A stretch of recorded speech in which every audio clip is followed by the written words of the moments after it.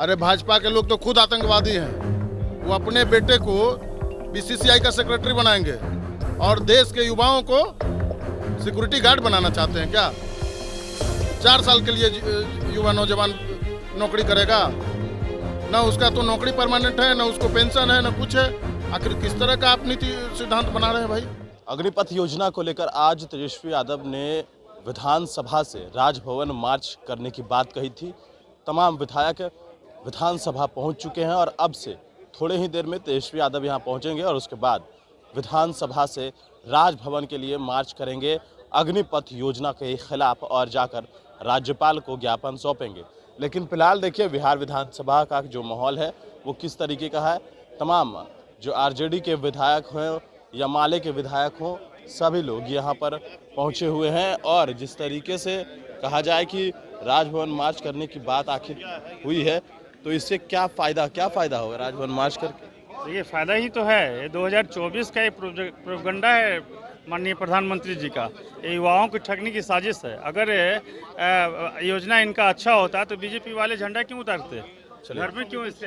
एजाज अहमद है, क्या कोई फ़ायदा होगा इस राजभवन मार्च करने जा रहे हैं? फ़ायदा तो दिखने लगा है और रोल बैक करने वाली जो सरकार है, जो हमेशा कोई योजना लाती है और उसको योजना को पूर्ण रूपेण करने से पहले रोल बैक करती है, उस सरकार से उम्मीद करना ही बेकार है। आज पूरा देश का छात्र नौजवान सड़कों पर है, लेकिन सरकार उसकी बात को नहीं सुन रही है।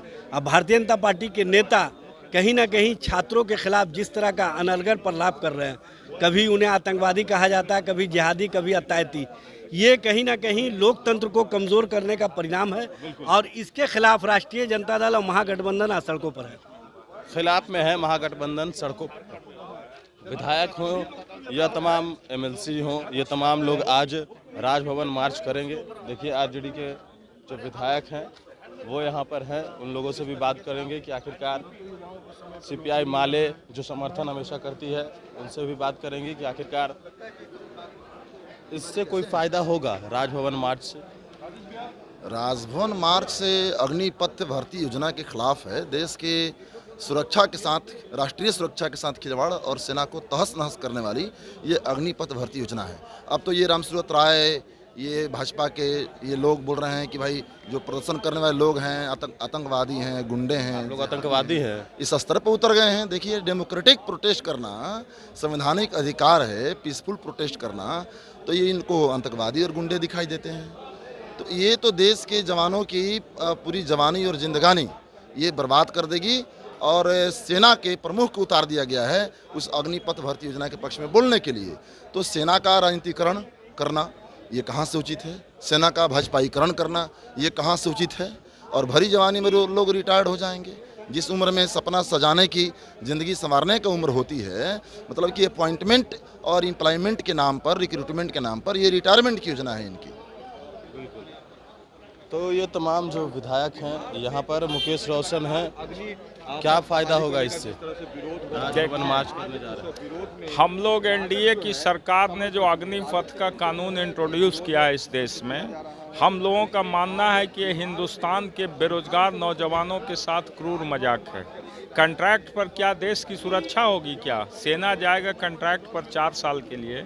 और वो प्रदर्शन कर रहे हैं, भाजपा आप लोग को आतंकवादी बता रही है, कह रही है कि जो प्रदर्शन कर रहे हैं आतंकवादी है। वो तो उनका क्या सोच है, किस तरह से हम लोग आतंकवादी हैं? क्या हम लोग कानून को हाथ में ले रहे हैं? क्या लोकतंत्र में जन प्रदर्शन करना हमारा अधिकार नहीं है? अपनी बातों को सरकार के सामने रखना कोई आतंकवादी हो सकता है क्या? उनकी सोच यदि इस तरह की है तो ये बिल्कुल ही हम समझते हैं कि लोकतंत्र विरोधी सोच है और 1 मिनट भी उनको इस तरह का सोच के साथ सत्ता में रहने का अधिकार नहीं है। चलिए बिल्कुल, तो 1 मिनट भी सत्ता में रहने का अधिकार नहीं है। और ये तमाम जो और विधायक हैं उनसे भी बात करें। मुकेश रोशन है यहाँ पर, कोई फ़ायदा होगा? बिल्कुल, आपको तो पता है कि जब जब हम लोग लड़ाई जो है मन से लड़े हैं तो पूरा फायदा हुआ है। आप देख लीजिए जनसंख्या, जातीय जनगणना के मामले पर क्या हुआ। आप लोग प्रदर्शन कर रहे हैं, भाजपा आप लोग को आतंकवादी बता रही है, क्या कहेंगे? अरे भाजपा के लोग तो खुद आतंकवादी हैं। वो अपने बेटे को बीसीसीआई का सेक्रेटरी बनाएंगे और देश के युवाओं को सिक्योरिटी गार्ड बनाना चाहते हैं क्या? 4 साल के लिए युवा नौजवान नौकरी करेगा, ना उसका तो नौकरी परमानेंट है, ना उसको पेंशन है, ना कुछ है। आखिर किस तरह का आप नीति सिद्धांत बना रहे हैं भाई? आप हर साल युवाओं को रोजगार देने की बात करते हैं, हर बार बस जुमलाबाजी हो जाता है। ये भी एक जुमलाबाजी होगा। अग्निवीर वाला भी देखिएगा जुमलाबाजी होगा।